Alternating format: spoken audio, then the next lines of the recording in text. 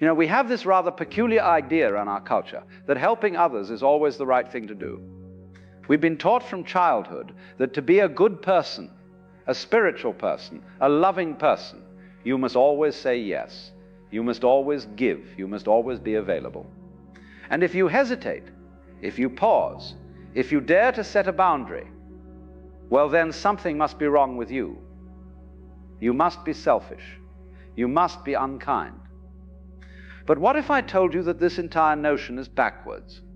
What if the compulsive need to help everyone, to fix everyone, to rescue everyone, is not actually love at all, but a form of interference, a way of disrupting the very lessons that life is trying to teach? Think about it. When you continually rescue someone from the consequences of their own actions, what are you really doing? You are not helping them. You're keeping them trapped. You are preventing them from learning.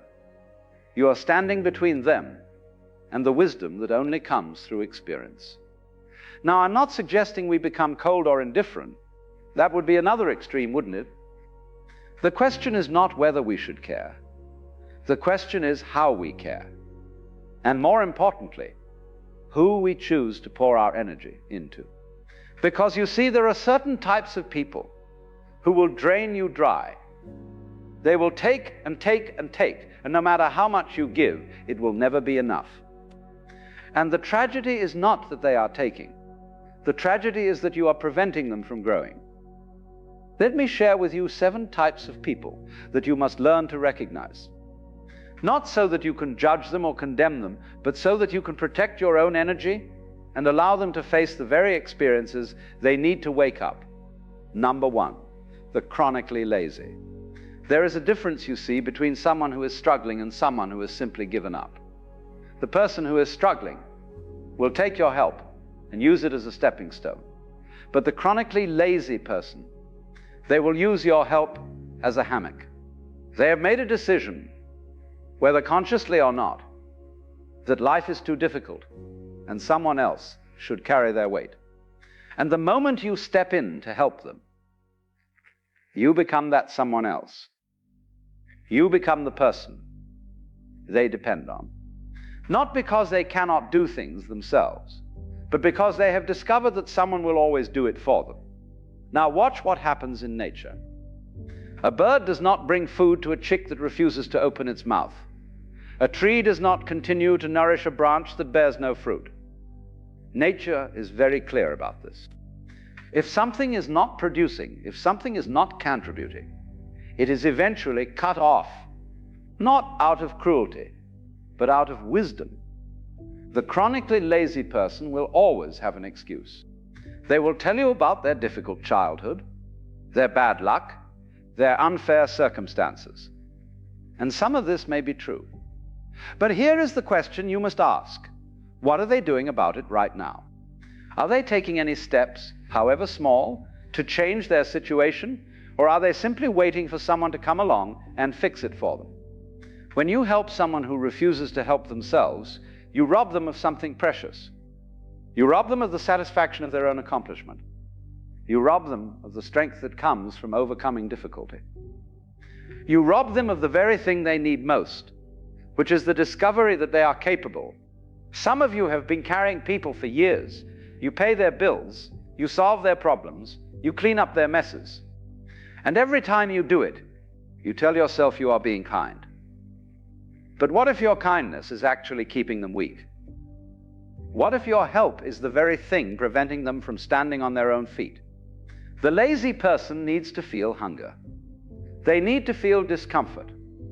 They need to experience the natural consequences of their choices.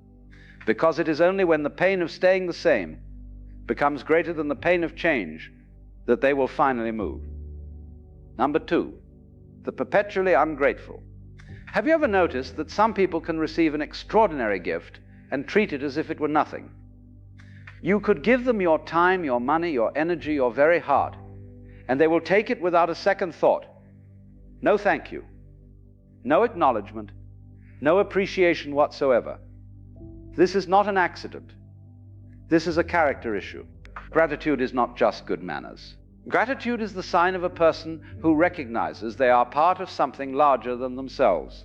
A grateful person understands that every blessing, every gift, every kindness is not owed to them, but given freely. And when you understand this, you treat gifts with reverence. But the ungrateful person?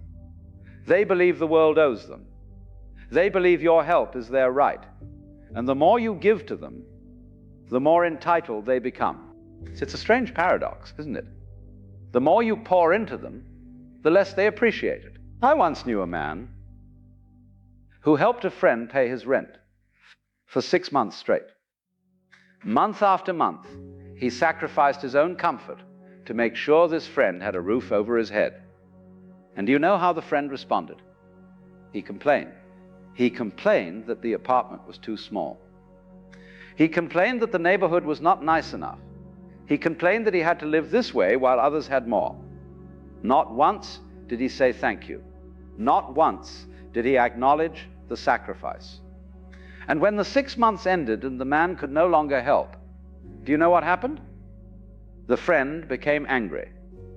He felt betrayed, as if the help he received was not a gift, but a debt that was now being unfairly called in. This is the nature of the ungrateful. They do not see kindness. They see weakness. They do not see generosity.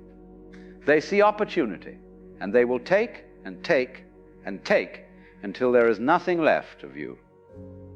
When you help an ungrateful person, you are not sowing seeds. You are throwing them into a bottomless pit. And no matter how much you throw, the pit will never be filled. Number 3, the arrogant and self-righteous. There are people who do not want your help.